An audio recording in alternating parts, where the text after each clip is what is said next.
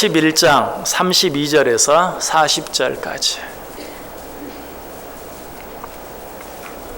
히브리서 11장 32절에서 40절까지. 한 절씩 교독합니다. 제가 먼저 32절 읽습니다. 내가 무슨 말을 더하리요? 기드온, 바락, 삼손, 입다, 다윗 및 사무엘과 선지자들의 일을 말하려면 내게 시간이 부족하리로다.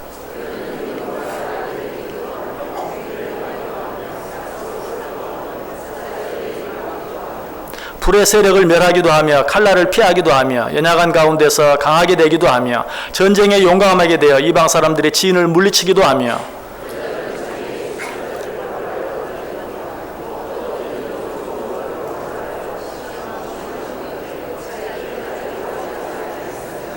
또 어떤 이들은 조롱과 채찍질 뿐 아니라 결박과 옥에 갇히는 시련도 받았으며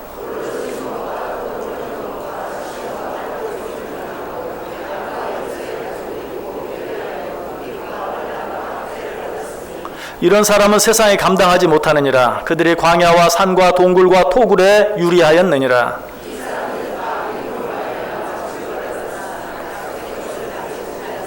같이 읽습니다. 이는 하나님이 우리를 위하여 더 좋은 것을 예비하였은즉 우리가 아니면 그들로 온전함을 이루지 못하게 하려 하심이라. 아멘. 우리 옆 사람들과 인사하겠습니다. 참 잘 오셨습니다.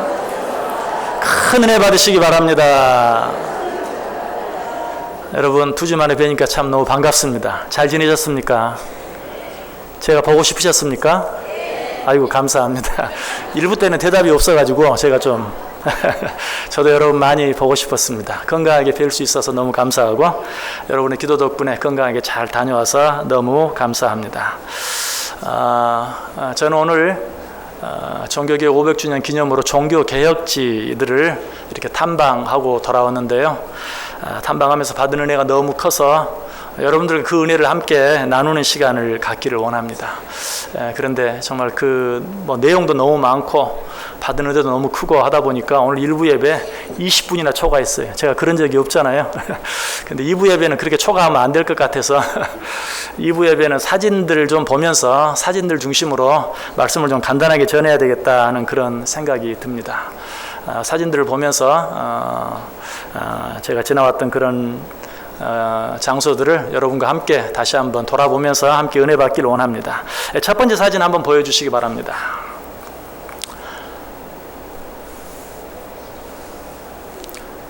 시간이 없는데 사진이 얼른 안 나오네요.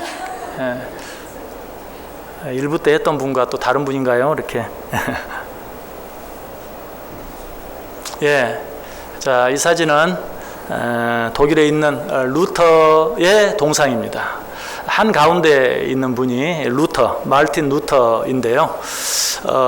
첫 번째 사진으로, 마르틴 루터인데요. 이 동상은 참 특이합니다. 그 주변에 여러 사람들이 함께 있습니다. 먼저 네 모퉁이에 한 사람씩이 있고 또 그 사이사이에 또 한 사람들이 있습니다. 모두 8명이 있는데 이 네 기퉁이에 있는 이 4명의 사람들은 한 사람은 마르틴 루터를 그 정치적인 힘으로 또 군사적인 힘으로 보호하기 위해서 애썼던 선제후 프리드리 맨 이쪽에 있는 칼을 들고 있는 사진인데 프리드리 선제후고요. 그리고 또 그 옆에 있는 사람은 멜랑크톤, 역시 종교개혁자이고 또 이 마르틴 루터에게 많은 영향을 미쳤던 멜랑크톤이고, 그리고 또 다른 한 사람은 존 위클리프라는 사람입니다. 다른 한 사람은 기억이 나지 않습니다. 그리고 또 그 사이사이에 있는 4 여자들, 역시 마르틴 루터의 종교개혁에 크게 영향을 미치고 도움을 주었던 4 여자들이 있습니다. 자, 그런데 이 주변에 4 기퉁에 있는 사람, 4사람 가운데 한 사람, 존 위클리프에 대해서 먼저 말하려고 해요. 여러분 존 위클리프를 아시나요? 혹시 존 위클리프를 잘 모르더라도 위클리프 선교회라는 말을 많이 들으셨을 줄 알아요. 위클리프 선교회는 어떤 선교회냐면 성경을 번역하는 선교회입니다. 그래서 세계 각 모든 나라의 말로 성경을 번역하는, 이제 온 세계 언어 가운데 성경이 번역되지 않은 언어는 거의 없습니다. 그런데 아직도 번역되지 않은 것은 이제 각 나라 언어가 아니라 그 각 나라 안에 있는 여러 부족, 어떤 나라는 나라 안에 여러 여러 부족이 있거든요. 그리고 그 부족들 말로 성경이 번역되지 못한 그런 곳들이 있어요. 그래서 지금은 이 부족들의 언어까지, 종족들의 언어까지 번역하는 일을 위해서 힘쓰고 있는 선교단체가 위클리프 선교회입니다. 왜 그럼 이 단체의 이름을 위클리프라고 지었을까? 그것은 위클리프가 바로 헬라어 히브리어로 된 성경을 영어로 최초로 번역한 사람이에요. 사실 혼자 번역한 것은 아니고 여러 사람들이 협력해서 성경을 번역했는데, 이 위클리프가 성경을 최초로 모든 사람이 읽을 수 있는 영어로 번역한 것을 생각하면서 성경 번역 선교를 하고 있는 이 선교회가 위클리프 선교회다라고 이름을 주었던 것이. 근데 왜 마르틴 루터의 그 동상 옆에 있는 여러 사람들 가운데 존 위클리프가 끼었을까? 그것은 이 존 위클리프의 성경 번역이 종교 개혁에 미친 영향이 정말 큰 거예요. 그 전에는 성경을 아무나 읽을 수가 없었어요. 그러니까 그저 앞에서 요즘 말로 하면 목사, 사제가, 추기경이, 교황이 말하면 그저 그것이 맞는 줄 알고 가다 보니까 교황도 추기경도 사제들도 다 잘못되고 자기 마음대로 자기 욕심대로 말씀을 해석하고 전함으로 말미암아서 뭐 종교 개혁을 해야 될 그런 필요성까지도 느끼지 못했어요. 그러나 성경이 번역됨으로 말미암아서 무엇이 잘못되었는지를 알게 되고 어떤 것이 성경적인 것을 깨닫게 되고 그것이 종교 개혁의 모체가 된 것이. 위클리프는 성경만 번역했을 뿐만 아니라 정말 그 성경에 근거해서 여러 가지 내용들을 주장합니다. 첫 번째로 겸손과 기도, 그리고 성령의 인도 아래 그 내용을 읽음으로써 얻어진 성경 지식이야말로 구원을 위해 필수적이다. 여러분, 지금은 여러분 당연하게 들리죠? 그러나 당시 이 1300년도 존 위클리프가 살았던 그 시대에 성경 지식이야말로 구원을 위해 필수적이다. 당시에는 교회 성경을 가르치지도 않았어요. 당시 교회는 어떤 교회죠? 가톨릭 교회죠. 개혁이 일어나기 전 가톨릭 교회는 성경을 가르치지도 않았어요. 그런데 성경 지식이야말로 구원을 위해 필수적이다. 아까 말씀드렸죠. 성경을 읽지도 못하는데 성경을 어떻게 알겠습니까? 그런데 성경 지식이야말로 구원을 위해 필수적이다라고 전했어요. 또 성경을 읽다 보면 어려운 구절들이 있는데 난해한 구절들은 보다 더 확실하고 명료한 구절들에 의해 설명되어져야 된다. 다시 말해서 성경은 성경으로 설명되어져야 된다. 성경은 성경으로 해석해야 한다라고 말하는 것이 성경을 교황의 말이나 추기경의 말이나 사제들의 말이 아니라 성경은 오직 성경으로만 해석되어져야 된다라고 주장했어요. 또 말씀의 연구와 설교는 어떤 성례들보다도 중요하다. 이것도 요즘은 당연한 것처럼 느껴질지 몰라요. 그러나 그 당시로서는 도무지 상상할 수 없는 말이에요. 당시는 여러분 미사라는 것은 우리가 드리는 예배와는 다른 것이에요. 그건 성례 중심에 성례를 드리지 아니하면 다른 모든 것들이 다 헛것이 되는. 그래서 오직 성례, 성찬식을 중심으로 드려지는 예배, 사실은 예배라고 말할 수도 없어요. 미사와 예배는 달라요. 그런데 이 위클리프는 말했어요. 말씀의 연구와 설교는 어떤 성례들보다도 중요하다. 말씀이 없으면 안 된다 라는 것을 주장했어요. 그리고 계속해서 성경은 미사나 금식이나 성자들에 대한 기도나 전통이나 기타 교회의 여러 칙령 없이 그 효력을 발생한다.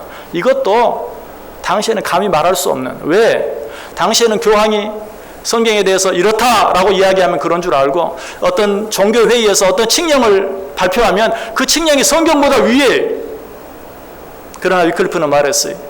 성경은 그런 칙령이나 그런 어떤 인간의 해석과 상관없이 그 자체로 권위가 있는 것이다. 성경 위에 그 어떤 권위도 있을 수 없다 하는 것을 주장했어요. 그는 이런 신학적 입장을 가지고 내가 성경을 번역해야 되겠다. 사람들로 하여금 성경을 읽게 해야 되겠다. 그래야 성경을 따르고 성경 지식을 알게 되고 무엇이 성경적인 것을 알지 않겠는가 하는 그런 마음을 가지고 성경을 번역했고 그런 성경 번역이 마르틴 루터의 뿐만 아니라 여러 종교 개혁자들의 종교 개혁에 큰 영향을 미치게 되었다는 것이에요. 이런 존 위클리프의 가장 큰 영향을 받은 사람 가운데 한 사람이 존 후스라는 사람이에요. 이 존 후스는 존 위클리프보다 48년 뒤에 태어났습니다. 자, 두 번째 사진 한번 보여주시기 바랍니다. 이 사진은 존 후스의 체코에 있는 존 후스의 동상입니다. 종교개혁 광장에 있는 존 후스의 동상인데요. 존 후스는 보헤미아 사람이에요. 참 부끄러운 것은 저는 예전에 종교개혁사를 공부하면서 또 저는 신학교에서 교회사를 2년이나 가르친 적도 있어요. 그런데 이 보헤미아가 체코를 말한다는 것을 몰랐어요. 이번에 알았어요. 보헤미아 그냥 어느 곳에 있는 저 유럽 지역에 있는 어떤 곳이라고만 생각을 했는데 이 보헤미아가 체코 이전의 나라의 이름이었다는 것을 알게 되었어요. 이 후스는 보헤미아 사람인데 지금의 체코를 말합니다. 그래서 체코 프라하에 저 종교개혁 광장이 있고 거기에 그 중앙에 이 후스의 동상이 세워져 있어요. 이 후스는 당시 화채설 그리고 역시 아까 말씀드렸던 미사 그리고 면죄부 등을 반대하고 종교개혁을 일으킵니다. 화채설이라는 게 뭡니까? 화채설은 우리가 성찬식을 행하는데 이 성찬식을 행할 때 그 빵이나 포도주가 사제의 손에 들려지는 순간 예수님의 몸으로 변하고 포도주는 예수님의 피로 변한다. 예수님의 진짜 몸, 예수님의 진짜 피로 변한다는 것이 이게 화채설이. 그래서 로마 가톨릭 교회는 성찬식은 매 날마다 미사 때마다 행하죠. 왜? 그걸 행하면 그 모든 것이 아무런 효력이 없어지기 때문에 그걸 행하는데 포도주는 주지 않아요. 떡만 줘요. 포도주는 먼저 사제가 혼자 큰 잔에 놓고 마십니다. 대표로. 그리고 나서 잔은 주지 않고 떡만 줘요. 왜? 그들은 화채설을 믿기 때문에.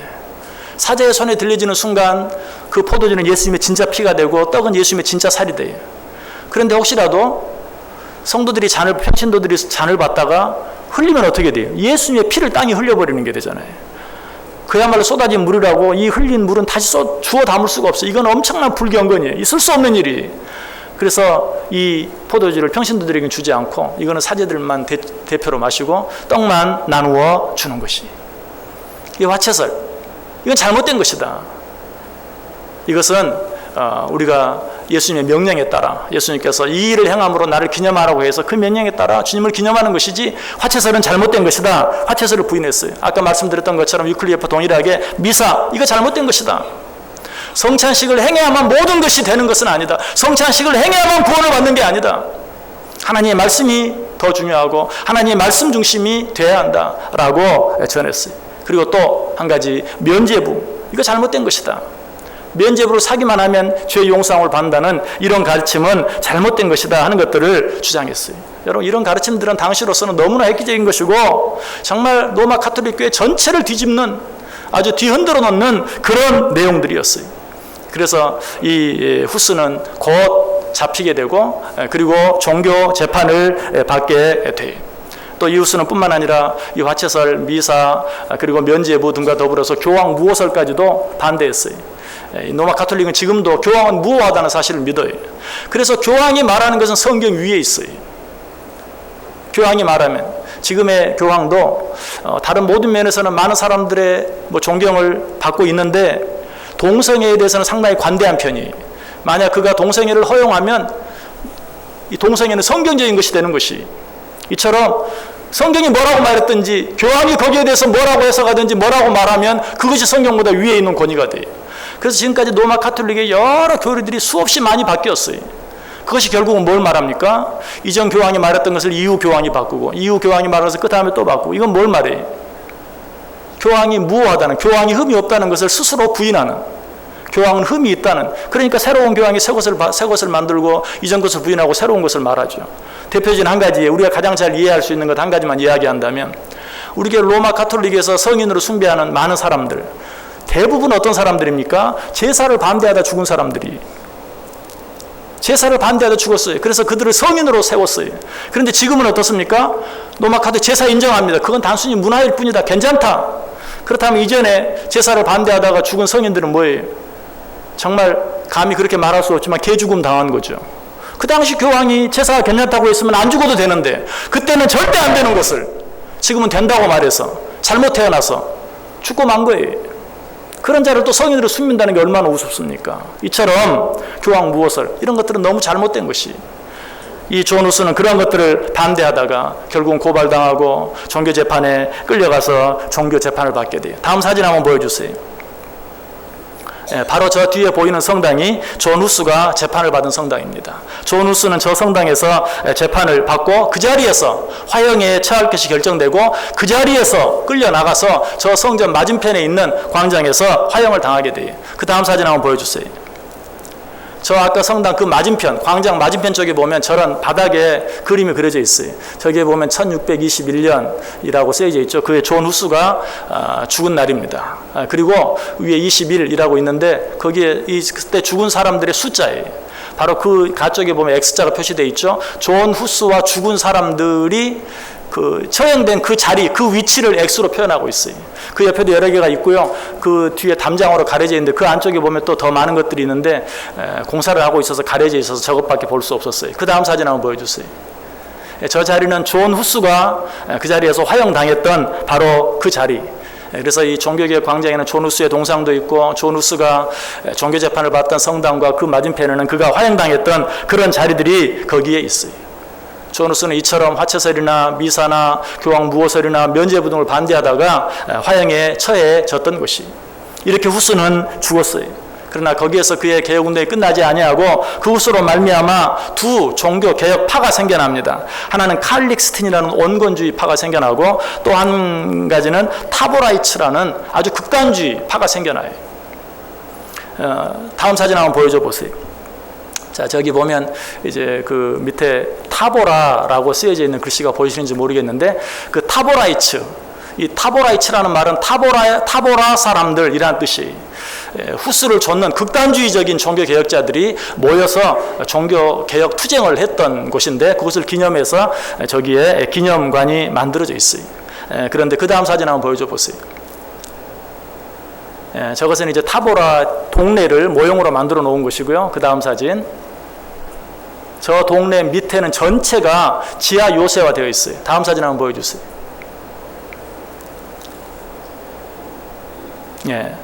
저 지하 요새가 아주 저 동네 전체가 밑에가 지하로 되어 있는데요. 저 지하 동굴은 이 타보라이츠, 극단주의적인 후스를 쫓는 종교개혁파가 농기구를 가지고 하루에 5cm씩, 정말 돌로 돼 있어요. 파기가 너무 힘들고 어려워요. 하루에 5cm씩 파서 그 동네 전체를 지하 요새화 한 곳이. 다음 사진도 보여주세요.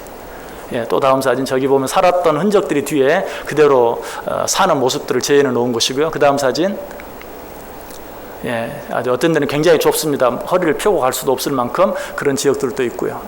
이처럼 이 타보라이치들이 종교개혁 운동을 했던 이 존 후스의 영향을 봐서 저처럼 이 로마 가톨릭에 대항해서 종교 투쟁을 벌였던 그런 장소예요. 이들이 어떤 주장을 했는가? 아까 온건파가 있고 극단주의가 있다고 그랬죠. 온건파는 로마 가톨릭과의 분리는 원하지 않으면서 이렇게 주장했어요. 하나님의 말씀을 자유롭게 설교하게 해달라. 그 당시에는 자유롭게 설교할 수 없었어요. 또 성직자들뿐만 아니라 평신도들에게도 빵과 포도주를 다 베푸는 성만찬을 실시하게 해달라. 아까 말씀드렸죠.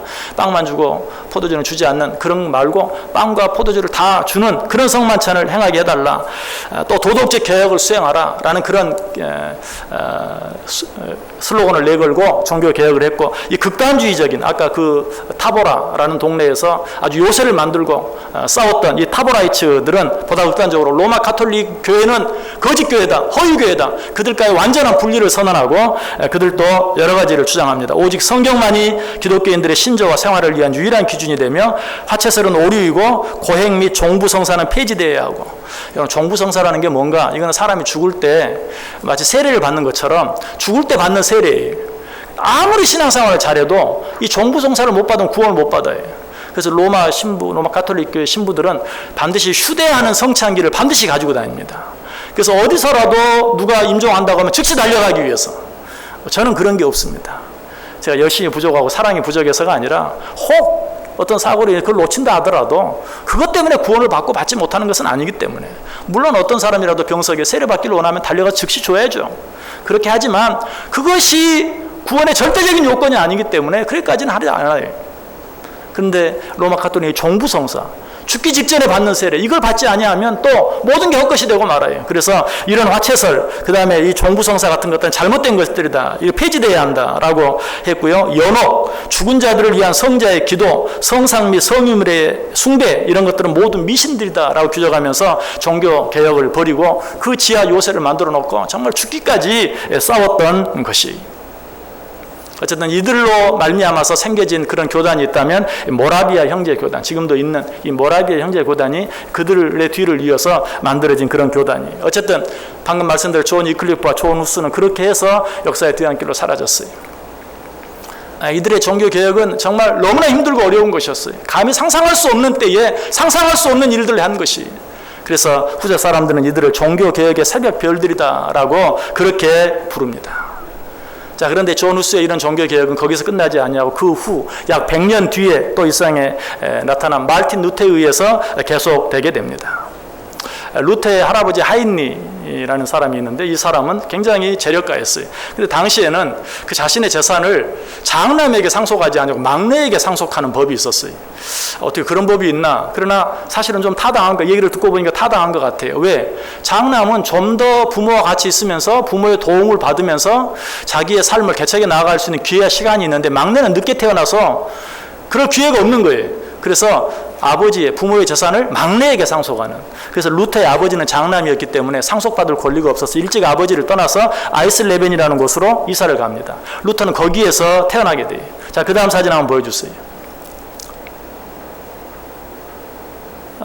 그것 아닌데요. 다음 사진. 예, 저것이 바로 루터의 생가입니다. 눌세가 태어난 집이 어때요? 상당히 좋죠. 여러분 뭐 정말 이번에 또 유럽에서 느낀 거는 뭐 보통 건물이 300년, 400년, 500년 된 거. 저건 루터가 있을 때 실제 건물입니다. 그런데 참 부자였어요. 루터의 아버지도 열심히 일해서 6개나 되는 그런 광산의 어떤 주식을 소유한 그런 재력을 가졌고, 그래서 루터도 공부를 제대로 잘 할 수 있었어요. 그래서 그는 에르푸르트라는 대학에 진학하게 됩니다. 그 다음 사진 한번 보여주세요. 저 사진의 모습이 바로 루터가 공부했던 에르푸르트 대학입니다. 이 대학을 졸업하고 이제 이 대학을 졸업했을 때 그 아버지 한스, 루터의 아버지 한스가 루터에게 아주 유명한 코프스 이우리스라는 법령집을 선물합니다. 그런데 뭐 책한 권 선물했다 하니까 아무것도 아닐지 모르는데 이 코프스 이우리스라는 이 법령이 굉장히 두껍기도 하고 당시는 구텐베르그의 인쇄술이 발견되기 전이었어요. 그래서 책 한 권, 이 책을 산다는 거 엄청난 돈, 얼마라고 얘기했는데 제가 기억이 안 났어요. 그리고 잊어버렸어요. 아무튼 엄청난 돈을 주고 이 책을 사서 선물했어요. 왜 아버지가 아들에게 그런 선물을 했나? 너는 이제 대학을 졸업하고 법과 대학에 진학해라. 그래서 법률가가 되어라. 이 루터의 아버지가 돈을 벌긴 했는데 그 당시에는 신분이 굉장히 중요했는데 자기 가족의 신분을 높이기 위해서 너는 꼭 법과 대학에 진행을 해라. 그래서 이 루터는 아버지의 뜻에 따라서 법과대학에 진학을 합니다. 근데 법과대학에 진학한 지 2달 만에 여러 친구들을 모아놓고 잔치를 벌입니다. 한껏 노래 부르고 즐겁게 시간을 가진 후에 그 친구들에게 이렇게 말합니다. 오늘 밤 이후로는 나를 절대 볼 수 없을 것이다. 왜 그렇습니까? 루터는 이제 법과대학에 진학을 했지만 2달 만에 포기하고 어거스틴 스토온에 들어가게 돼요. 다음 사진 한번 보여주세요.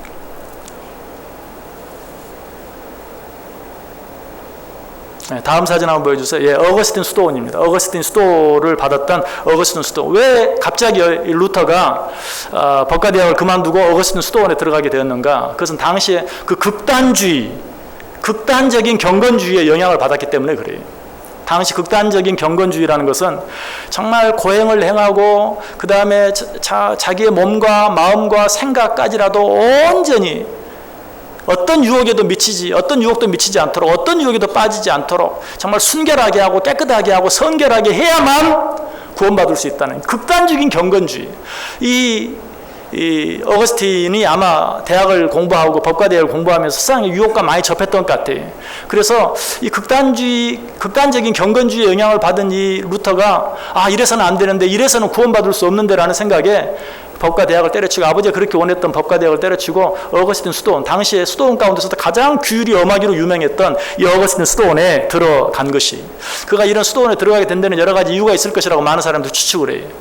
그가 부활절을 맞아서 이제 부활절 휴가를 맞아서 공부하다가 집으로 돌아가다가 어떤 사고를 당해서 발목에 어떤 힘줄이 크게 끊어지는, 핏줄이 크게 터지는, 그래서 피를 너무 많이 흘려서 거의 죽게 된 그런 일도 경험하게 되었고요. 당시 에르푸르트 지역에 유행했던 흑사병으로 말미암아 자기의 친한, 가장 가까운 절친한 친구 하나가 죽는 그런 모습을 또 경험하기도 했고, 무엇보다 가장 유력하게 말하는 것은 그가 집에서 다시 에르푸르트로 돌아오는 중에 정말 벼락이 쳐서 엄청난 나무가 쓰러지는 모습을 목격하고 너무 두려워서 그 자리에 엎드려서 기도했다고 그래요. 누구에게 기도했는가? 하나님께 기도한 게 아니고 성모 마리아의 어머니 성 안느, 다 이런 성모 마리아, 성 안느 이런 것들은 다 가톨릭에 쓰는 용어죠. 예수님의 어머니 마리아의 어머니, 또 그들은 숭배해요. 성 안느죠. 그 안느에게 이번만 살려주시면 내가 수도원에 들어가 수도사가 되겠습니다라고 너무 두려워 서원을 했다고 그래요. 그 서원 때문에 루터는 어거스틴 수도원에 들어가서 수도 생활을 하게 됩니다. 저 수도원의 방이 가로 2m, 세로 2m 정도 되는 꼭 감옥 사이즈만한 그런 방인데 그 방 창문을 이렇게 내려다보면 바로 밑에 묘지가 있어요. 근데 그 묘지는 그 수도원에 사는 사람들이 묻히는, 그러니까 루터가 거기 살다가 죽으면 묻히게 될 그 묘지, 날마다 자기가 묻히게 될 묘지를 바라보면서 수도를 하는 거죠. 그런 생활을 그가 거기에서 했어요. 그러면서 거기에서 그는 사제가 되고 그리고 또 미사도 행하게 됩니다. 그런데 그 어떤 일을 행해도 그 수도원에서 정말 온전히 자신의 몸과 마음과 영혼, 생각까지도 깨끗하게 하려고 애를 써보았지만 마음에 평안이 없는 거예요. 갈수록 더 불안해지고 갈수록 더 두려워지고. 그래서 카톨릭에는 모든 성도들에게도 대부 대모 제도가 있잖아요. 그런 것처럼 신부들에게도 고해 신부가 있어요. 신부들이 자기의 잘못이나 자기의 문제를 아뢰는 고해 신부가 있어요. 이 루터에게도 그런 신부가 있었는데 그 고해 신부에게 나 너무 괴롭다. 아무리 해도 아무리 노력해도 평안이 없다. 기쁨이 없다. 자유함이 없다. 그때 그 고해 신부가 이런 말을 했어요. 절대로 하나님의 완전한 사랑을 얻을 길이 없다. 인간적인 방법으로는 없다. 오직 하나님의 은혜와 용서하시는 사랑의 스스로를 맡겨라 라고 얘기했다고 그래요. 고해 신부가 어떻게 그런 말을 했는지 자기 자신도 느꼈는지 인간적인 방법으로는 그 모든 것을 벗어날 길이 없다. 오직 하나님의 은혜와 용서하는 사랑의 스스로 맡겨라 라고 권면했다는 것이. 그리고 이 고해 신부는 후에 그를 비텐베르크 대학의 교수가 되도록 그를 추천해서 루터는 비텐베르크의 대학의 교수가 되어서 강의를 하기 시작합니다. 다음 사진 한번 보여주세요. 저 사진은 아까 말했던 루터가 벼락이 쳐서 큰 나무가 쓰러지는 모습을 보고 엎드려서 서원 기도를 했다는 바로 그 장소인데 앞 들판이니까 아무것도 없죠. 거기에 기념해서 비석을 세워놓은 겁니다. 그 다음 사진. 저게 바로 비텐베르크 대학입니다. 루터가 강의했던 비텐베르크 대학인데요. 거기에서 맨 먼저 시편을 강의하고 그 다음 로마서를 강의합니다. 그럼 로마서를 강의하다가 로마서 1장 17절 말씀이 그의 마음에 크게 와닿아요. 아까 예배 드리기 전에 로마서 1장 17절 읽지 않았는데 한번 이 시간에 한번 찾아보시기 바랍니다. 로마서 1장 17절. 로마서 1장 17절. 저 비텐베르크 대학에서 말틴 루터가 로마서를 강의하다가 로마서 1장 17절 말씀이 그의 마음에 쾅 하고 부딪히는 거예요. 로마서 1장 17절.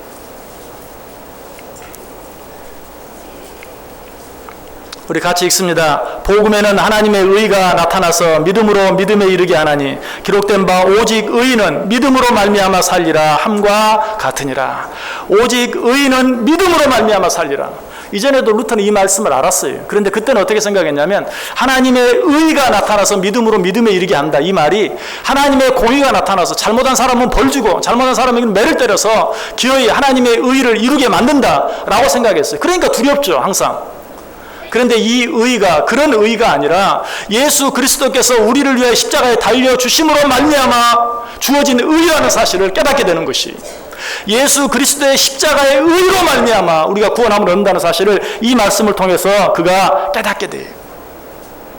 이 말씀을 깨닫는 순간 이전까지 그렇게 고행을 행하고 금식을 하고 고해성사를 하고 여러 가지 일을 행하면서 노력해 보았지만 느낄 수 없었던 기쁨과 평안과 자유함이 자기에게 밀려오는 것을 느낍니다. 그는 그때 이 상황을 이렇게 말합니다. 나는 하나님의 정의와 의인은 믿음으로 말미암아 살리라는 구절 사이에 올바른 관계를 깨닫게 되기까지 밤낮으로 이 생각에 사로잡혀 있었다. 결국 나는 하나님의 정의라는 것이 순수한 은혜와 자비를 통하여 믿음에 의해 우리를 의롭게 하시는 바로 그 의를 가리킴을 발견하게 되었다. 이러한 각성을 얻은 즉시 나는 마치 새로 태어난 것과 같은 감격을 경험하였으며 천국으로 향하는 문이 활짝 열린 것 같은 느낌을 받았다. 그 오랜 시간, 그 법과 대학, 모든 사람이 가고 싶어하는 그 법과대학까지 포기하면서 수도원에 들어가서 애를 썼지만 한 번도 느껴보지 못한 놀라운 감격과 희열과 천국의 기쁨을 믿음으로 의롭게 된다는 사실을 깨달았을 때 내가 느끼게 되었다라고 고백하고 있는 것을 보게 돼요. 그 뒤에 그는 계속해서 갈라디아서를 강의하고 히브리서를 강의합니다. 여러분 이 갈라디아서 히브리서 어떤 내용이 있는 줄 알죠? 이런 내용들을 통해서 그는 정말 오직 믿음으로 구원 얻는다는, 오직 예수 그리스도의 십자가의 의로만 구원받을 수 있다는 사실을 분명히 깨닫게 돼요. 그리고 나서 로마 가톨릭에 정면적으로 대항하여 싸우기 시작합니다. 아까 후스가 그러했던 것처럼, 위클리프가 그러했던 것처럼 당시 여전히 유행하고 있던 면죄부에 대해서 반대하기 시작해요. 이건 말도 되지 않는다. 그러나 아무도 그 말에 귀를 기울여 주지 않았어요. 그래서 어떻게 합니까? 그 면죄부에 대한 잘못된 내용을 조목조목 95개 항목으로 해서 비텐베르크 성당 북쪽 문에 붙이게 되죠. 여러분, 면죄부라는 것이 뭡니까? 돈을 주고 면죄부를 사면 구원을 받는다는 것이 얼마나 잘못된 것입니까? 여러분, 이 면죄부의 가장 확실한 증거, 상징이 지금도 남아있어요. 그것이 뭔 줄 아세요? 다음 사진 한번 보여줘 보세요.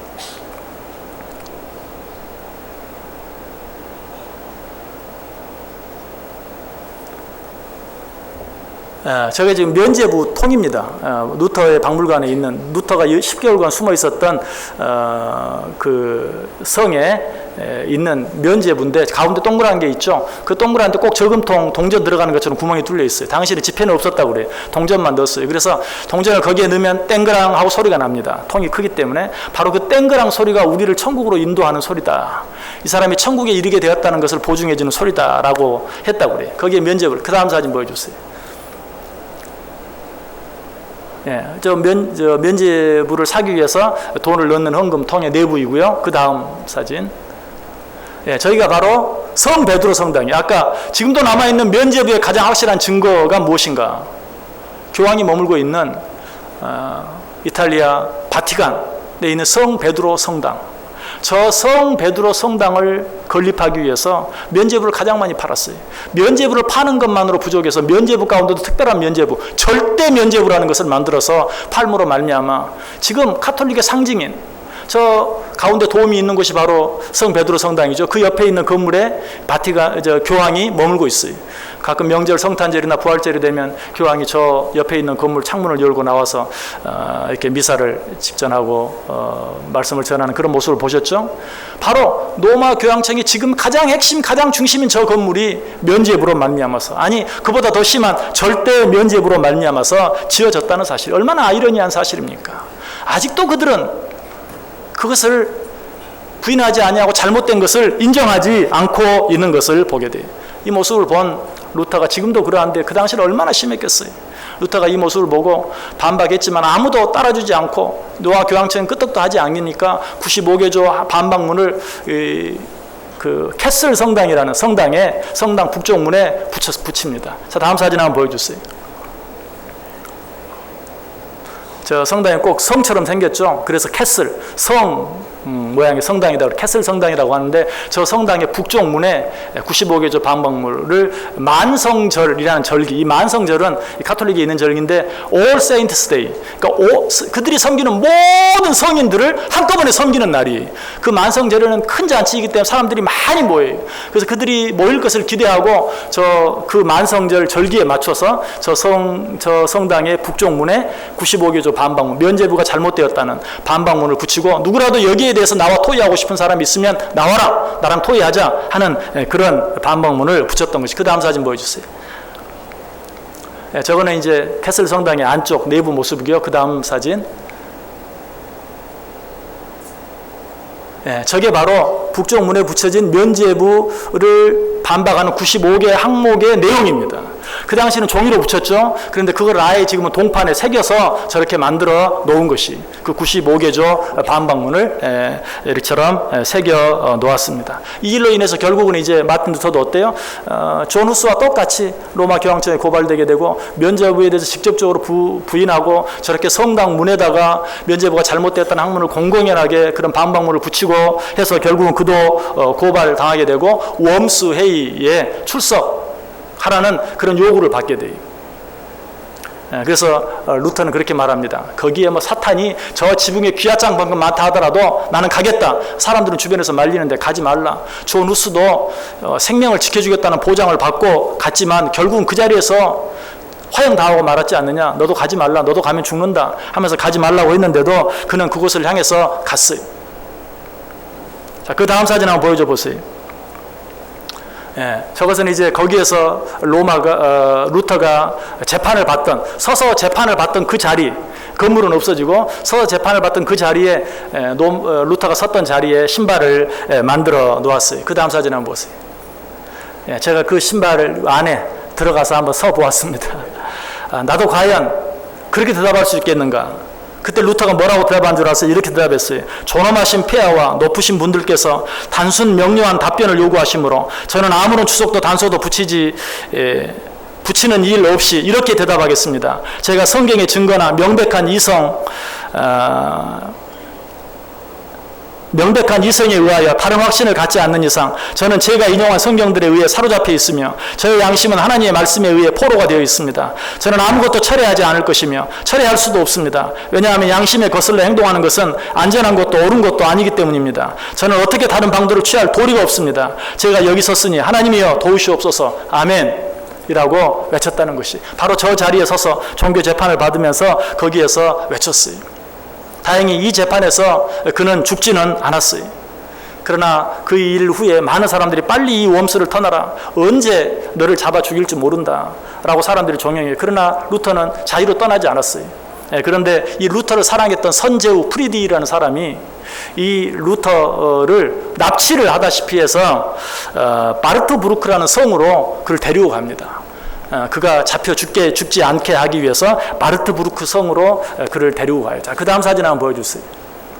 저 멀리 보이는 성이 바르트부르크, 산 꼭대기에 있는 바르트부르크라는 성인데 루터는 여기서 10개월 동안 은둔 생활을 합니다. 그가 여기서 은둔 생활을 하면서 한 가장 큰 일이 있다면 이번에는 헬라어로 된 신약 성경을 단 3개월 만에 독일어로 번역한 일이.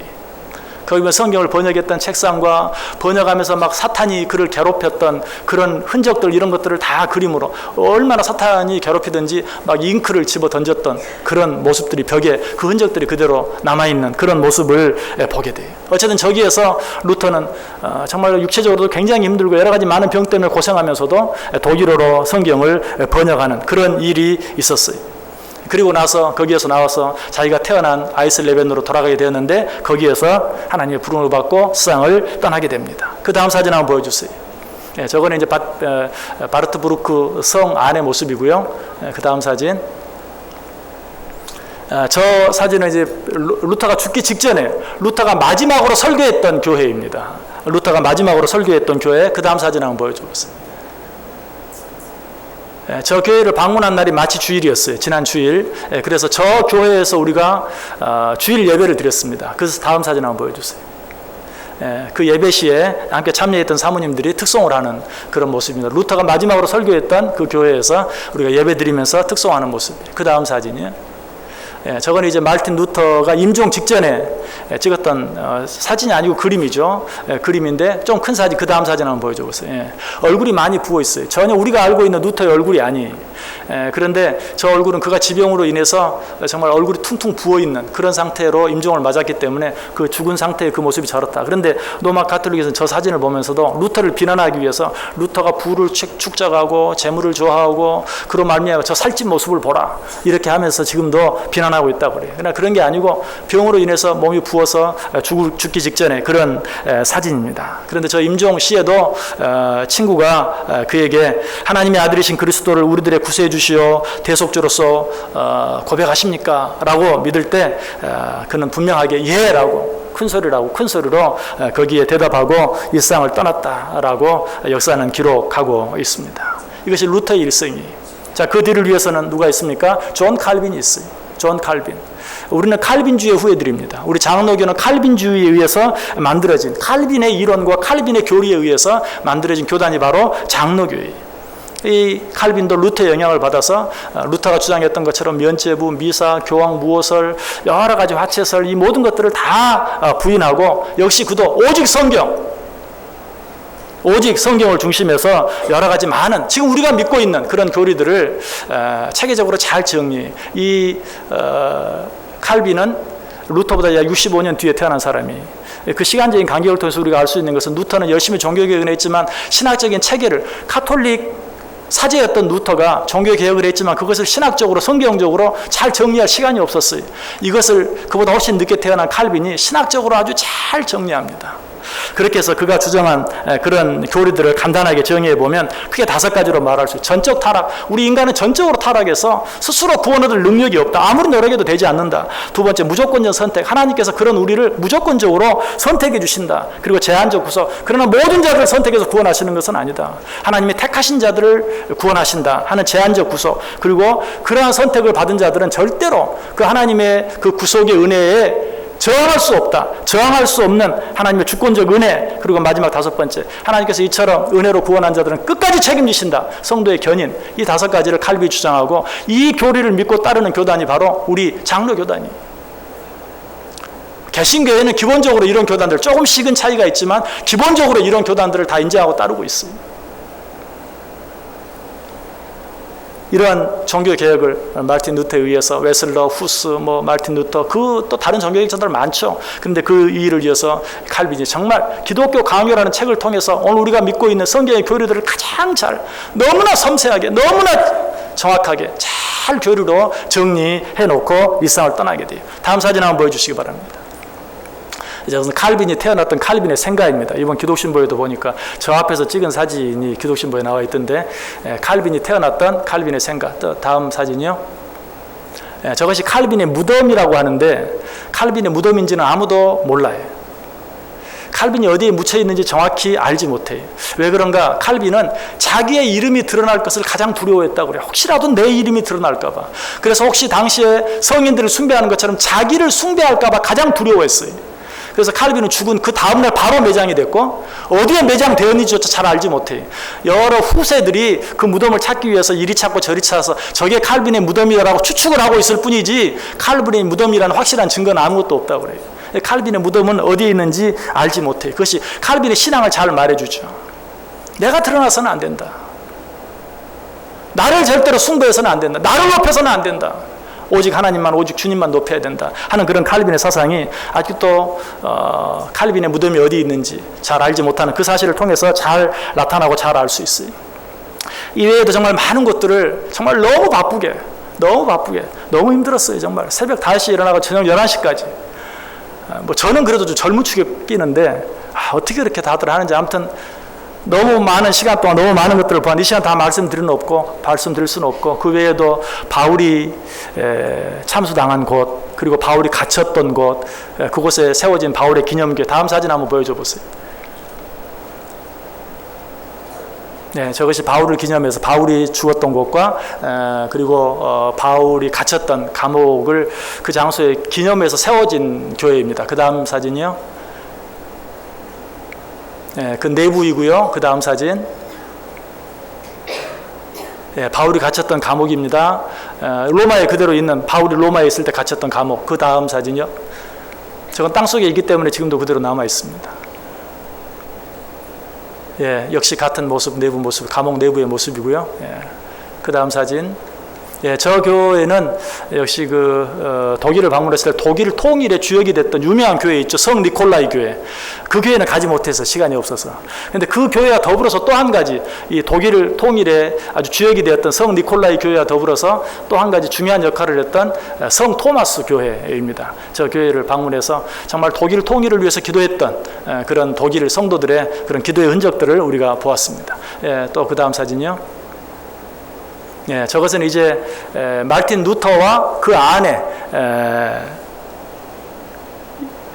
카타리나 폼보라, 루터의 아내가 그 루터 기념관 박물관 안에 루터가 그 은둔 생활을 했던 그 성 안에 저 사진이 그때부터 루터가 살아있을 때부터 붙어 있었다고 그래요. 왜 저 사진을 붙였는가? 루터는 사제였잖아요. 당시로는 결혼을 반대했어요.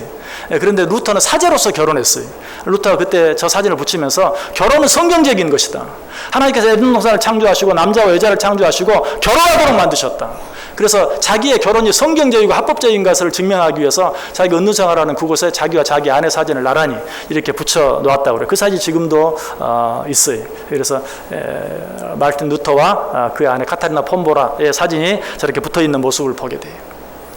자, 이런 여러 가지 모습들을 보면서 정말 성경에 나와 있는 그런 믿음의 위인들, 히브리서 11장에 나오는 여러 믿음의 위인들, 그들도 정말 귀하지만 성경이 완성된 뒤에 정말 복음을 위해서, 말씀을 위해서 싸웠던 위대한 종교 개혁자들, 얼마나 정말 수고하고 애썼는가. 성경이 히브리서 11장에 기록된 그들과 못지않게 피를 흘리며 순교하고 갇히고 고통을 당하는 그런 일들, 그런 믿음의 피 위에, 순교의 피 위에 우리가 있다는 사실을 깨닫게 되고 얼마나 부끄러운지, 정말 마음에 큰 도전을 받고 내가 어떻게 살아가야 할 것인가, 어떻게 신앙생활을 해야 할 것인가, 어떻게 목회해야 될 것인가 하는 것에 대해서 정말 큰 도전을 받았습니다. 얼마나 큰 은혜를 받았는지 몰라요. 그런데 이런 사람을 통해서 은혜를 받는 것은 어쩌면 당연할지 몰라요. 근데 이 사람들뿐만 아니라 우리를 이 가이드해준 그 가이드들을 통해서도 참 큰 은혜를 받았어요. 독일 지역을 가이드했던 어떤 남자분이었는데 이 부분은 얼마나 성경에 대해서 잘 알고 있는지, 교회 역사와 성경이 너무나 잘 알고 있어요. 물론 여러 번, 가이드니까 그 부분에 대해서는 빠삭하겠지, 이렇게 여러 번 자의도 해보았지만 정말 너무나 잘 알고 있고, 그 모습을 보면서 목사인 나는 과연 얼마나, 저 가이드를 하기 위해서 저 사람은 저렇게 많은 성경의 내용과 이 지식을 알고 있는데, 역사에 대해 지식을 알고 있는데, 아까도 말씀드렸던 것처럼 저는 목사일 뿐만 아니라 성경을 신학에서 공부했고 신학교에서 교회사를 특별히 가르치기도 했는데 너무나 생소한 것들이 많고 알지 못하는 것들이 많고 얼마나 부끄러운 그런 생각이 들었는지 몰라요. 또 한 젊은 여자 가이드가 있었는데, 그 여자 가이드는 이탈리아 지역을 이렇게 가이드하면서 간간히 자기의 여러 가지 것들을 설명, 자기 신앙을 간증하는데, 저렇게 신앙생활하는 사람이 지금도 있구나 하는 그런 느낌을 받을 정도로 얼마나 은혜를 받았는지. 제가 다른 가이드는 전화번호를 받지 않았지만 그 가이드 전화번호 물어서 받고, 다음에 꼭 한번 볼 수 있었으면 좋겠다, 혹시라도 다시 오게 되면 다시 한번 만났으면 좋겠다 하면서 전화번호도 받아줬고, 내가 너무 은혜를 받았다라고 정말 얘기하면서 그렇게 헤어졌는데, 어떻게 보면 그런 유대한 믿음의 사람들뿐만 아니라 그런 평범한 사람들을 통해서도 너무나 큰 은혜를 받았어요. 그래서 제가 오늘 본문을 히브리서 11장 32절, 이 종교 개혁자들과 그 모든 사람들이 이 모습, 이 히브리서 11장에 기록된 사람들은 성경, 특별히 구약에 기록된 많은 사람들이지만 그 사람들뿐만 아니라 그 이후에도 얼마나 위대한 사람들이 많았는가. 이 말씀을 다시 한번 읽어보니까 정확히 종교 개혁자들을 위한 말씀과 똑같아요. 제가 다시 읽어볼게요. 내가 무슨 말을 더하리요? 기드온, 바락, 삼손, 입다, 다윗 및 사무엘과 선지자들의 이를 말하려면 내게 시간이 부족하리로다. 오늘 대표적인 몇 사람만 이야기했는데 정말 시간이 부족해요. 제가 설교 시간 넘겨본 적이 별로 많지 않잖아요. 근데 오늘도 저 줄이려고 하는데도 똑같아지네요. 결국 뺄 수도 없어요. 더하지도 않았지만 뺄 수도 없어요. 무슨 말을 더하리요? 그들은 믿음으로 나라들을 이기기도 하며 의를 행하기도 하며 약속을 받기도 하여 사자들의 입을 막기도 하고 불의 세력을 멸하기도 하며 화형을 자청해서 당하기도 하고 칼날을 피하기도 하고 연약한 가운데서 강하게 되기도 하고 전쟁에 용감하게 되어 이방 사람들이 진을 물리치기도 하고, 아까 그 요새 보았죠? 정말 하루에 5cm씩 땅을 파서 토구를 만들고 그 안에서 복음을 사수하기 위해서, 오직 믿음을 지키기 위해서 싸웠던 그런 모습들을 보게 돼요. 또 성경에 그런 말씀도 있죠. 여자들은 자기의 죽은 자들을 부활로 받아들이기도 하고 카타리나 폰 보라, 루터의 아내, 마르틴 루터도 귀하지만 그 아내도 정말 귀해요. 근데 아까 참 그 사진을 안 보고 지나갈 것 같아요. 카타리나 본 보라의 동상이 있었는데 그 동상 옆에 제가 당신 그 사진 하나 찍었는데 봤나요? 당신도 저렇게 돼야 돼 그러고 사진 하나 찍어, 어떻게 그걸 안 보고 지나갔죠? 아무튼 그 사진이 있었는데, 이 카타리나 폰보라 같은 그런 여자, 자기 남편이 병으로 죽어가고 있는데도, 저기 나오네 죽어가고 있는데도 나는 정말 당신, 이 온 인류들을 위해서 내가 당신을 병간호할 것이고 당신을 지킬 것이다 하면서 그런 병 속에도 그만둬라고 말하지 않고 끝까지 옆에서 도우면서 했던 그런 여인들의 이야기가 여기 바로 히브리서 11장에도 나오고 있어요. 또 여기 상과 동굴과 토굴에 유리하였다라는 말도 나오고요. 이들이 그렇게 할 수 있었던 이유가 무엇입니까? 더 나은 부활을 믿었기 때문에. 예수 그리스도의 십자가의 복음, 정말로 우리를 구원하기에 충분한 십자가의 복음, 우리가 이미 구원받았다는 그 사실을 말씀을 통해 확인했기 때문에 무서울 것도 두려울 것도 없었던 것이, 그들은 담대하게 나가서 싸울 수 있었어요. 여러분, 어떻게 신앙생활 하기를 원하십니까? 우리는 위클리프의, 존 후스의, 존 루터의, 마르틴 루터의, 존 칼빈의 그런 후예들이, 이들이 세워놓은 신학 위에 이들의 신학을 믿고 따르는, 정말 오직 성경을 믿고 따르는 그런 믿음의 사람들이 세상에 두려울 것이 아무것도 없어요. 아무것도 두려워하지 아니하고 담대하게 오직 믿음, 오직 예수 그리스도의 십자가 붙잡고 우리 믿음의 선배들 앞에서 부끄럽지 아니하게 당당하게 죄악과 싸워 승리하고 세상의 많은 이단들과 싸워 승리하고 오직 믿음으로, 오직 말씀으로, 오직 복음으로 승리할 수 있는 저 여러분 될 수 있기를 주님의 이름으로 간절히 축원합니다. 기도하겠습니다. 하나님 감사합니다. 우리에게 은혜를 주시니 감사합니다. 하나님, 이 은혜가 일시적인 것으로 끝나지 아니하게 하시고 우리가 더욱더 주님 바라보게 하시고 더욱더 말씀 바라보게 하시고 더욱더 예수 그리스도의 십자가 바라보며 살아갈 수 있도록, 그래 이 세상에 두려울 것이 아무것도 없고 오직 믿음으로 오직 말씀으로 승리하며 살아가는 우리 모두 되게 해 주옵소서. 예수님의 이름으로 기도드리옵나이다. 아멘. 우리 다 자리에서 일어나셔서 336장 찬송합니다.